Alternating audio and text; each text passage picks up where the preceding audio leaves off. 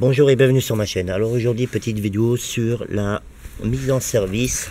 Je vais rapprocher ça. Sur la mise en service de mon réchaud multifuel de la marque APG. Mise en service très simple, mais il faut respecter certaines précautions parce que là, à l'intérieur du réservoir de carburant, il y a du samplon 95. À savoir qu'on peut y mettre du samplon, du gasoil, du kérosène, des liquides inflammables comme l'allume barbecue liquide, etc., etc., etc. Donc, très important, faire attention, c'est des produits inflammables et surtout ne pas le faire à l'intérieur d'une habitation. Le kit est composé, comme j'ai dit la dernière fois, d'un réservoir d'1 litre. Sur ma dernière vidéo, j'avais dit 1 heure, hein, 1 litre, 1 heure. Non, c'est 1 litre, 5 heures de fonctionnement. Hein. Il y a une pompe. Ici, on va essayer de faire. Vous voyez, on pompe. Cette pompe sert, quand elle est à l'intérieur comme ça, vissée à l'intérieur, elle met en pression la cuve. Ici, il y a un filtre. Et ici, on va y venir y visser le raccord qui va au réchaud et qui emmène le liquide inflammable pour qu'il brûle. Voilà. Alors, je vais en premier ouvrir ma cuve. Alors, comme je dis, attention, là j'ai mis du samplon 95, j'en ai pas mis 1 litre, j'en ai mis 2 gobelets. Et voilà, donc on visse dedans, bien regarder la présence du joint, on visse dedans tranquillement, serré normalement, hein. Faut pas que ça fuit. Vous pouvez voir si ça fuit comme ça, il n'y a pas de trace. Et ici il y a ce qu'on visse là qui va emmener le carburant,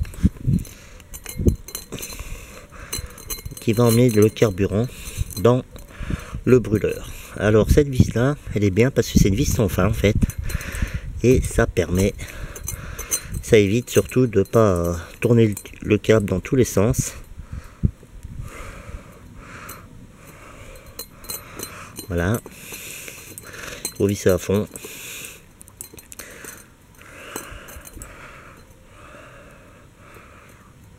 Voilà.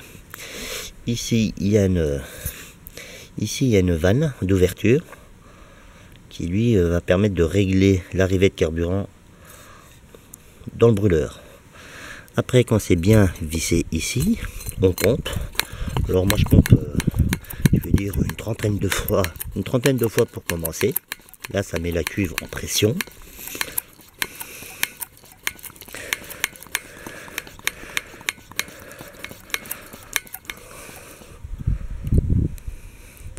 Là, ça met la cuve en pression.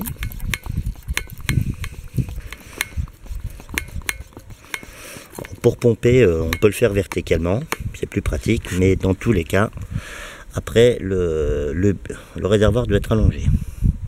Donc là, j'ai mis la cuve sous pression, le robinet est fermé, et ici, on voit un méplat sur la pompe et un côté arrondi. Quand on met en service le réchaud multifuel, il faut toujours avoir le méplat vers le sol, comme ça. Vous voyez là, ça tourne, hein, mais toujours le méplat vers le sol. Quand vous allez à la fin le mettre méplat vers le haut, en fait ça va couper l'arrivée de carburant dans le brûleur et il va s'éteindre automatiquement. Vous verrez après, c'est très simple. Là, bon voilà ce que je fais en général, voilà, je le cale un peu. Là ce qu'il faut faire, comme ça, je sais pas si on verra bien. Là j'ouvre le robinet doucement et vous voyez, ça va apporter un peu d'essence dedans. Alors il faut mettre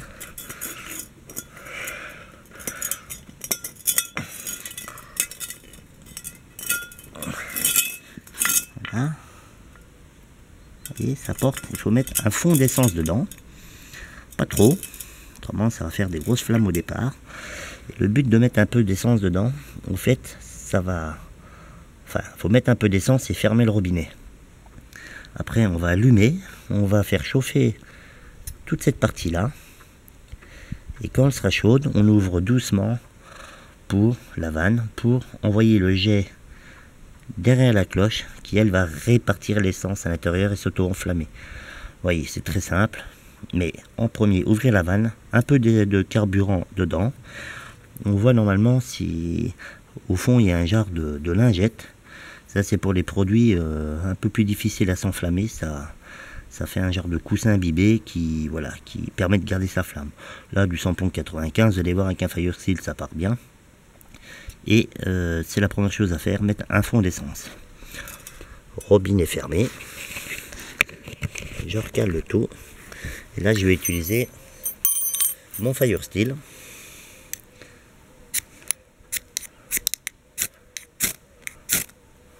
Voilà. Alors, pour des raisons de sécurité, on va déplacer un peu comment ça s'appelle? On va déplacer un peu le bidon. Vous voyez, il faut bien faire chauffer le brûleur sans mettre de...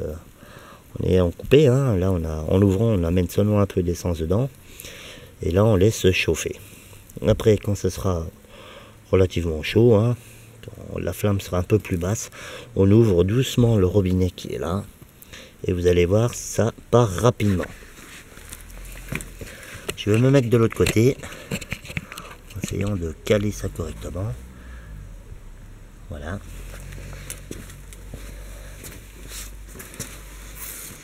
Là, ça, la cuve, voilà, la cuve chauffe. Et en fait, la cuve, elle chauffe, c'est pour quand le jet va partir du brûleur dedans. Il va venir taper la demi-cloche qui est ici. Ça va s'enflammer automatiquement et ça fera une flamme plus belle. Là, j'ouvre doucement le robinet. Toujours le plat vers le bas. Tout doucement, il faut y aller tout doucement, c'est ce genre de réchaud. Tant que ça chauffe. Là, j'ouvre un peu, tout doucement.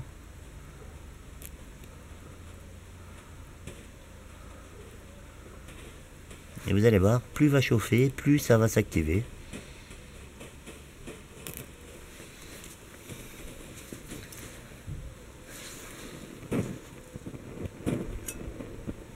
Là, j'ouvre.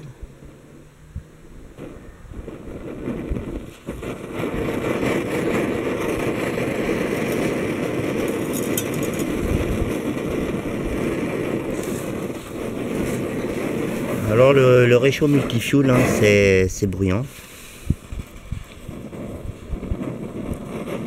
C'est bruyant, mais vous verrez quand voilà, il y a un peu de vent, c'est un peu compliqué, mais quand la cloche sera bien chaude, ça va s'allumer tout.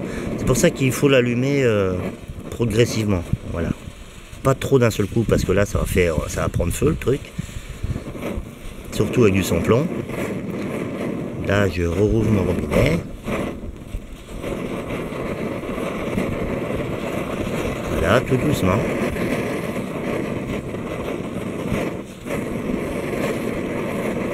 Et vous allez voir après la cloche va devenir toute rouge. Là ça chauffe, voilà, ça chauffe, c'est pour ça que des fois ça fait des petites boules de feu. Et à un moment la cloche, on va bien le voir, elle sera rouge.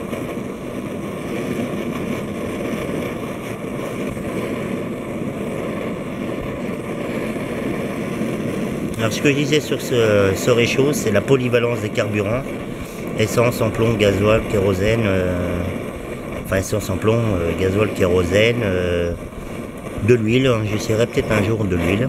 Ça doit peut-être fonctionner avec de l'huile. Là j'ouvre mon robinet tout doucement. Là je sais pas si on verra bien la vidéo. La cloche qui est ici là commence à rougir.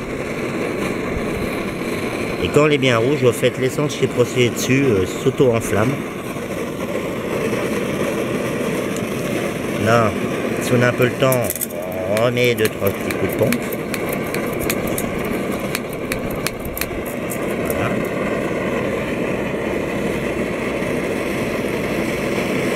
voyez, je sais pas si on verra bien la vidéo. La cloche devient rouge. Là, j'augmente un peu le... J'ouvre un tout petit peu le robinet. Il faut vraiment être léger avec l'ouverture du robinet. De toute façon, là, ça chauffe très bien. Hein. Là, on voit la cloche, elle devient rouge. Et là, vous pouvez mettre à chauffer. Il n'y a pas de problème.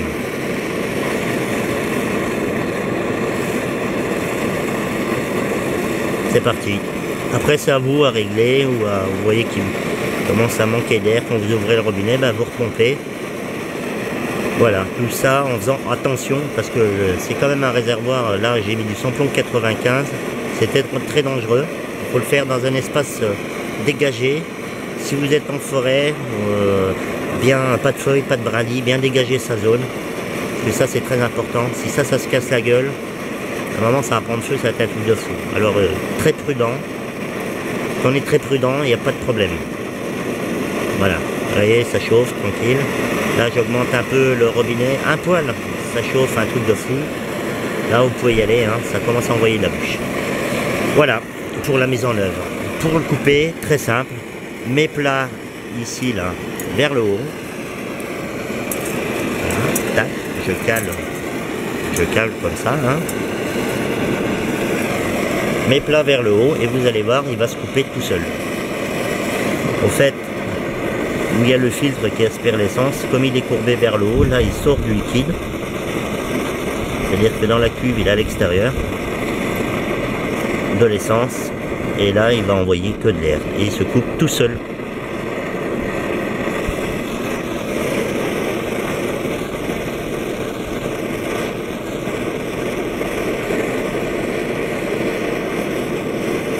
Alors là, je ne ferai pas de coupure de vidéo hein, parce que c'est rapide. Vous voyez là, là c'est le bruit qu'on entend. Là, c'est en fait il n'y a que l'air, que les gaz de l'essence qui partent dans le tuyau. Là, il est en train de se vider. Et quand il n'y aura plus d'air, plus de pression, il va se couper tout seul.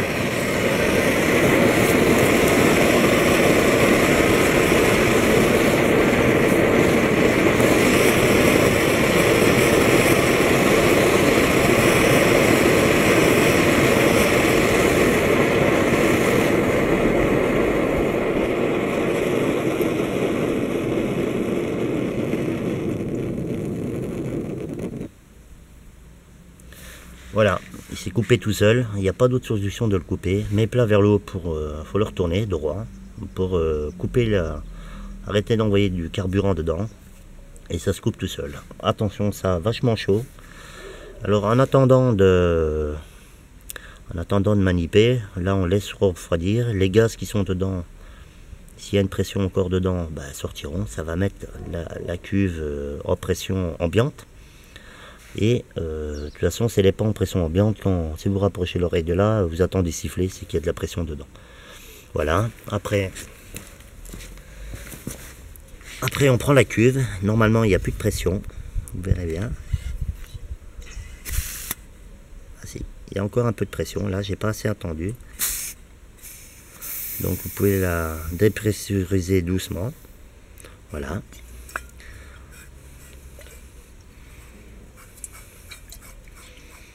Voilà, vous mettez en sécurité. Voilà, vous sortez votre pompe si vous en servez plus et vous, bien sûr, vous remettez votre bouchon. Voilà, j'espère que cette vidéo vous aura plu pour une mise en œuvre simple. J'espère que j'ai été clair. Et voilà, la marque du réchaud c'est APG. Sur AliExpress, hein, j'ai mis un lien sur ma première vidéo au prix de 40 €. Voilà, allez sur ce, je laisse et à plus sur ma chaîne.